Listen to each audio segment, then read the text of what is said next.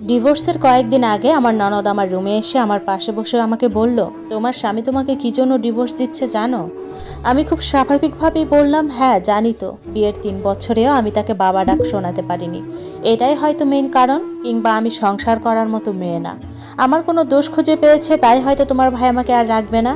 শুধু তোমার ভাই না তো, তোমার বাবা মাও তো চায় না আমি আর এই সংসারে থাকি। আমার কথা শুনে আমার ননদ বলল, তুমি অনেক বোকা একটা মেয়ে, তোমার সন্তান হয় না তোমাকে ডিভোর্স দেওয়ার কারণ এটা না। তাছাড়া এখন এসব কারণে কেউ কারোর সাথে পবিত্র সম্পর্ক ছিন্ন করে না। টাকা হলেই তো বাচ্চা দত্তক নেওয়া যায়, এরকম নিচ্ছেও অনেকে। এতে করে তো আল্লাহও খুশি হয়, একটা গরিব ঘরের বাচ্চা আরামায়েশে বড় হবে। আর আমি যতদূর জানি, সন্তান না হওয়ার জন্য বেশিরভাগ ক্ষেত্রে স্বামীরা দায়ী, কিন্তু আমাদের পুরুষ শাসিত সমাজে এই দোষটা মেয়েদের ঘাড়ে চাপানো হয়। তোমার স্বামী অন্য কোনো কারণে তোমাকে ডিভোর্স দিচ্ছে। বাবা মায়ের কথা বাদ দাও, তারা যেখানে টাকার জন্য আমাকেই বয়স্ক পাত্রের কাছে বিয়ে দিতে চায়, সেখানে তুমি তো অনেক দূরে। তুমি এই বাড়িতে আসার পর থেকেই সবকিছু মুখ বুজে সহ্য করেছো, কিন্তু যাওয়ার আগে এভাবে সহ্য করো না। আমার ভাই মানুষটা মোটেও ভালো না, তার কাছে মেয়েদের শরীরটাই আগে। তাকে আমি ছোট থেকেই চিনি, তার জন্য আমি আমার কোনো বান্ধবীকেও বাসায় আনার সাহস পেতাম না। তোমার স্বামী হয়তো অন্য কোনো মেয়ের প্রতি আসক্ত হতে পারে, সেটা তোমার কোনো আপনজন। তুমি এত সহজেই হার মেনে নিলে ওরা তোমাকে এভাবেই মিথ্যা অপবাদ দিয়ে তাড়িয়ে দিবে। নাদিয়া কথাগুলো বলে চলে গেল। এই বাড়িতে একটা মানুষই আমাকে কখনো ছোট করে কথা বলে না, আর সবাই আমাকে কাজের মেয়ে ভেবেই একের পর একটা কাজের অনুমতি দিয়ে যেত। আমিও বাধ্য হয়ে সবার মন রক্ষার জন্য কাজগুলো করতাম। আমি চাইতাম সবার প্রিয় পাত্র হতে, সবার ভালোবাসার মানুষ হতে, কিন্তু আমি পারিনি। কিছু কিছু মানুষের যতই কাছে যাওয়ার চেষ্টা করি না কেন, সে মানুষগুলো যদি নিজ থেকে একটু কাছে আসতে না চায়, তাহলে কখনোই তাদের কাছে যাওয়া যায় না। তারা কখনোই চায়নি আমি তাদের কাছে গিয়ে তাদের কাছ থেকে একটু আদর স্নেহ পাই, অথচ আমি তাদেরকে সবসময় নিঃস্বার্থভাবে ভালোবেসে গিয়েছি। বিনিময়ে কিছুই পাইনি, সবশেষে পেলাম ডিভোর্স নামক অসহ্য একটা যন্ত্রণাময় উপহার। বিকেলে বারান্দায় বসে বসে চোখের জলে বুক ভাসাচ্ছিলাম আর ভাবছিলাম, একটা মানুষের জীবনে কত কষ্ট থাকতে পারে। জন্মের 2 বছর পরেই নাকি বাবা আমাকে ছেড়ে চিরতরে চলে যান। তাই বাবা নামক মানুষটার মুখ কখনোই আমি দেখতে পারিনি। তার কিছুদিন পরেই মা অন্য একজনকে বিয়ে করে ঘর সংসার শুরু করেন। অনেক বাবা মায়েরা নাকি নিজের সন্তানের জন্য সংসার, শারীরিক চাহিদা সবকিছুই ত্যাগ করতে পারে। খুঁজলে হয়তো এমন অনেক বাবা মা পাওয়াও যাবে, যারা শুধুমাত্র সন্তানের কথা চিন্তা করে কখনো বিয়ের কথা মাথায় আনেনি। অথচ তারা চাইলে নতুনভাবে জীবন শুরু করতে পারত, নতুন কাউকে নিয়ে, কিন্তু তারা নিজের যৌবনের সুখ বিসর্জন দিয়েছে সন্তানের সুখের জন্য। কিন্তু আমার মা এতটা ত্যাগী ছিলেন না। তিনি বিয়ে করে সংসারী হয়েছেন। অবশ্য এটা ভেবে ভালোই লাগে, আমার মা আমার জন্য তার সুন্দর জীবনটা নষ্ট করেনি। কিন্তু আমি ঠিকই বাবা মায়ের আদর থেকে বঞ্চিত হয়েছি, কারণ বিয়ের আগের দিনই আমার মা আমাকে অন্য একজনের কাছে রেখে নিজে বিয়ের পিঁড়িতে বসেছিলেন। 7 বছর বয়সে মা আমাকে হোস্টেলে ভর্তি করেন। তিনি ভেবেছিলেন বিয়ের কিছুদিন পর আমাকে তার কাছে নিয়ে যাবেন, কিন্তু সেটা সম্ভব হয়নি। আমি আমার মায়ের সাথে দেখা করতাম, কথা বলতাম, কিন্তু কখনো মায়ের বুকে মাথা রেখে ঘুমানোর সুযোগটুকু পেতাম না। কারণ আমার মা আমাকে তার নতুন স্বামীর বাড়িতে নিয়ে যাক, এটা ওই বাড়ির কেউ চাইতো না। আর যখন আমার মায়ের কোল ভরে ফুটফুটে একটা কন্যা সন্তান আসলো, তখন আমার মায়ের আদরটাও যেন আমার জন্য কমে গেল। আমার বোন আমার থেকে 5 বছরের ছোট। সবাই জানতো আমার কথা, জানতো আমার মায়ের একটা মেয়ে আছে, তবুও কেন আমাকে ওই বাড়িতে নেওয়া হয়নি, সেই উত্তরটা আমার কাছে অজানা। বারান্দা থেকে নিচের দিকে চোখ যেতেই দেখলাম আমার স্বামী আবির একটা মেয়ের সাথে বাসায় ঢুকছে। মেয়েটা দেখতে অসম্ভব সুন্দর। আমি তার সৌন্দর্যের কাছে হয়তো কিছুই না। এই কালো চোখের নীল শাড়ি পরা মেয়েটাই হয়তো আমার স্বামীকে আমার কাছ থেকে কেড়ে নেওয়ার দ্বার প্রান্তে আছে। এই মেয়েটার জন্যই কি তাহলে আবির আমাকে ডিভোর্স দিচ্ছে? আমার ভেতরটা জ্বলে যাচ্ছিল। আমি জানি আবির আমাকে ডিভোর্স দিবে, তবুও তাদের দুজনকে এভাবে একসাথে দেখে ভিতরটাতে প্রচণ্ড অসহ্যনীয় এক ব্যথা অনুভব করলাম। আমি বারান্দায় থেকে উঠে রুমের দিকে গেলাম। ভেবেছিলাম মেয়েটাকে নিয়ে আবির রুমের দিকে আসবে, কিন্তু এমনটা হলো না। আবির মেয়েটাকে নিয়ে তার বাবা মায়ের রুমের দিকে গেল। আমার খারাপ লাগার মাত্রাটা আরো বেড়ে গেল।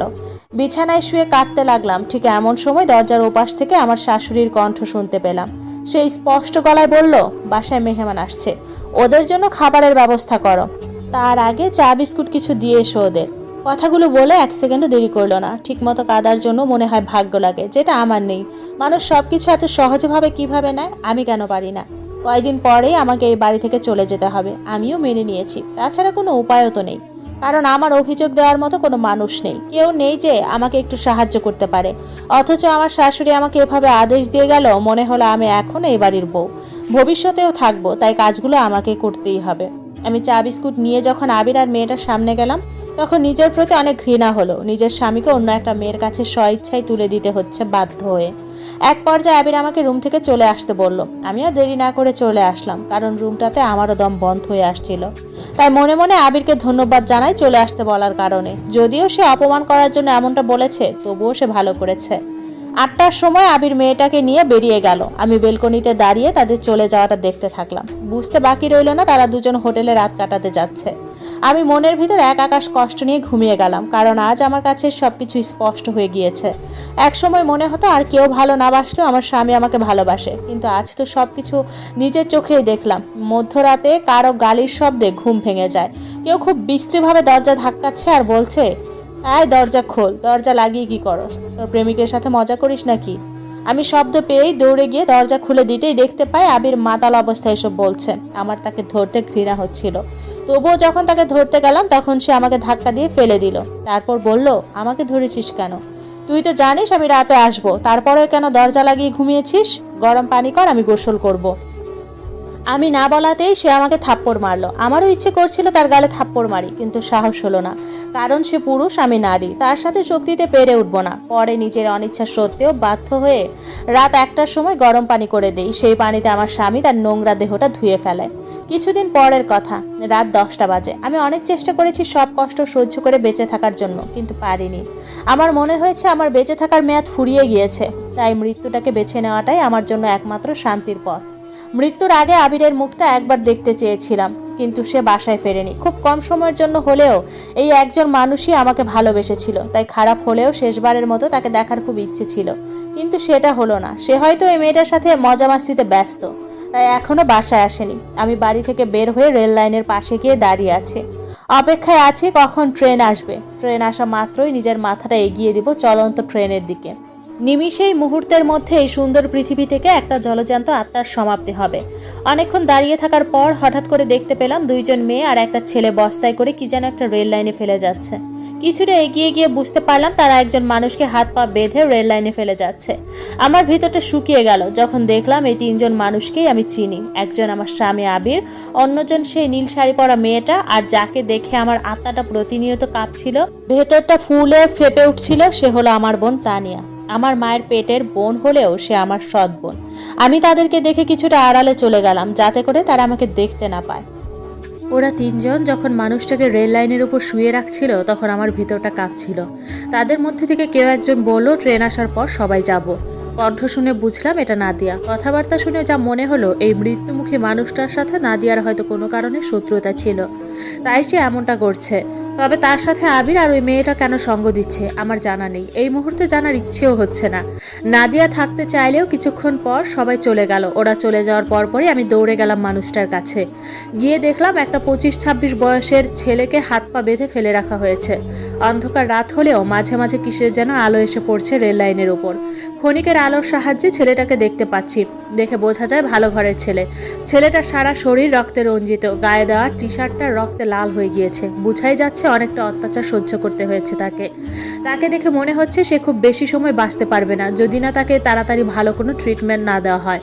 কখনো ভাবতে পারিনি নিজের জীবনের সমাপ্তি ঘটাতে এসে এমন একটা অবস্থায় আমাকে পড়তে হবে। আমার কাছে মনে হচ্ছে আমার জীবনের হয়তো কোনো মূল্য নেই। আমি বেঁচে থাকতেও কেউ একটু ভালোবাসেনি, মরে গেলেও আমার জন্য কেউ কাঁদবে না, কিন্তু এই মানুষটা হয়তো তেমন না, তার জীবনের দাম আছে। আমি নিজের মৃত্যুর কথা বাদ দিয়ে তাকে নিয়ে ভাবতে লাগলাম, কারণ অন্য একজন মানুষকে মৃত্যুর মুখে ঠেলে দিয়ে নিজেকে কখনো মৃত্যুর দিকে নিয়ে যাওয়া যায় না। আমার জায়গায় অন্য কেউ থাকলে কি করতো জানি না, তবে আমার এই মানুষটাকে বাঁচাতে হবে।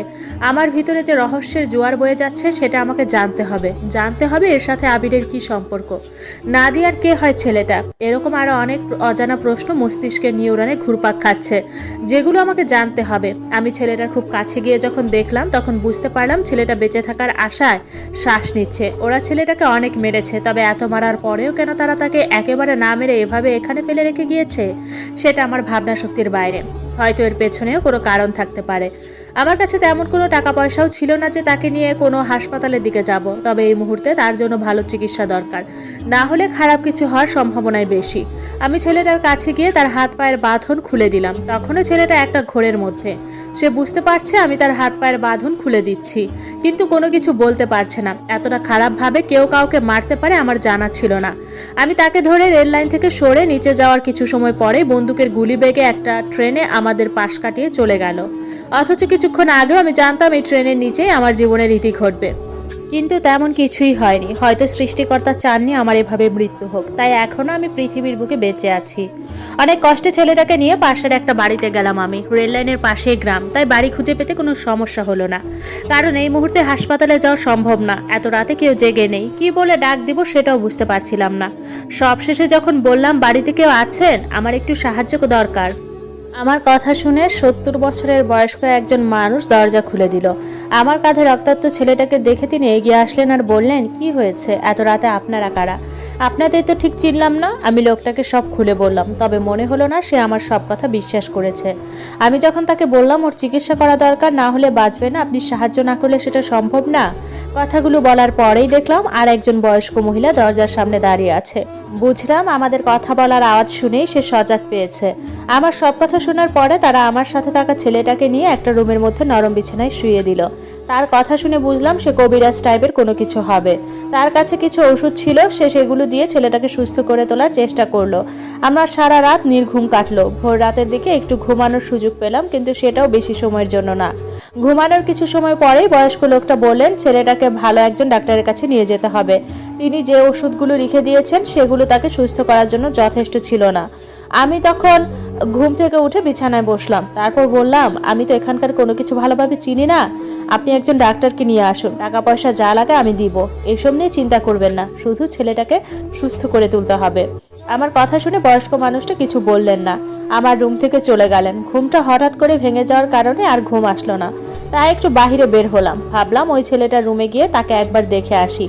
কিছু সময় পর দেখলাম একজন সুদর্শন লোক ব্যাগ হাতে বাড়ির ভেতর ঢুকলেন। লোকটার বয়স 30-35 হবে, তবুও খুব সুদর্শন মনে হচ্ছে। এই লোকটা যে একজন ডাক্তার সেটা আমি আগেই বুঝতে পেরেছিলাম। মানুষ দেখে অনেক কিছুই বোঝা যায়, এই লোকটাকে দেখে মোটেও ডাক্তার মনে হয় না, কিন্তু তার হাতে ব্যাগ দেখে বোঝা যায় সে একজন ডাক্তার। অনেকক্ষণ সময় নিয়ে দেখার পর ডাক্তার চলে গেলেন। যাওয়ার আগে লিখে দিয়ে গেলেন এক গাদা ওষুধ। ওই ওষুধগুলো খাওয়ালে ছেলেটা আস্তে আস্তে সুস্থ হয়ে যাবে, তবে সময় লাগবে।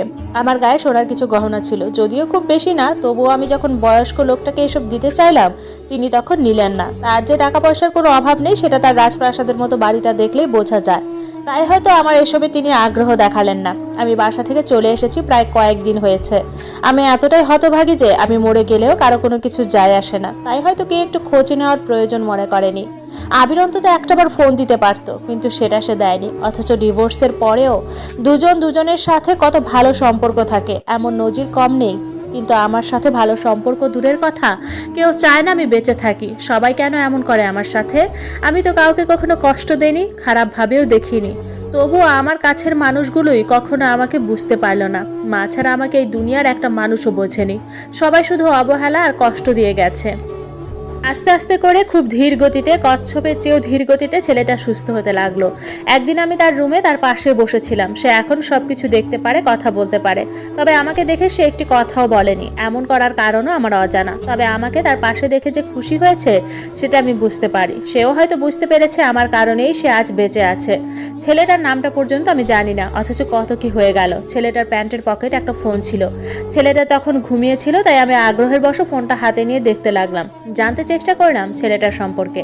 তবে পাওয়ার মতো তেমন কিছুই পেলাম না, শুধু তার ফোনে আমার বোন নাদিয়ার কিছু নোট দেখলাম। সবচেয়ে অবাক হলাম নাদিয়ার সাথে একটা ছেলেকে দেখে। সে ছেলেটার খুব কাছে গিয়ে অন্তরঙ্গভাবে ছবিটা তুলেছে। তাহলে কি এই ফোনটা অন্য কারো, নাকি এই ছেলেটারই? এই ছেলেটার সাথে নাদিয়ার কি সম্পর্ক? আর ছবির এই ছেলেটাই বা নাদিয়ার কি হয়? এসব অদ্ভুত সব প্রশ্ন আমার মাথায় ঘুরপাক খেতে লাগলো। পিকের ছেলেটাকে আমি মনে হয় চিনি, কোথাও যেন দেখেছি, তবে কোথায় দেখেছি মনে করতে পারলাম না।